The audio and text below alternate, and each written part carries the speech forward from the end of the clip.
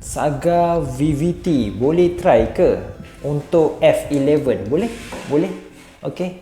So untuk Saga VVT boleh pakai ke untuk F11? Jawapannya boleh. Sama juga macam OB limiter saya lain, macam P6, macam A590 kan, A600, P26 boleh pakai, boleh, jangan risau. Okey, cuma itulah saya suka pasal ambient light dia lah.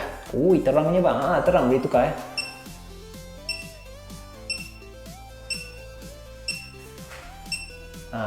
saya just hold belah kiri saja. So ya, dia ada banyak lampu. Okey, so jawapan saya boleh. Okey, Papa Roger saya saja. Okey, jangan risau. Jumpa live. Alright, petang ni 4 hingga 6. Kalau pagi pula, pagi saya akan on bersiaran secara langsung 11 sampai 1. Alright, jangan lupa masuk live saya. Tanya je, okey? Bye bye.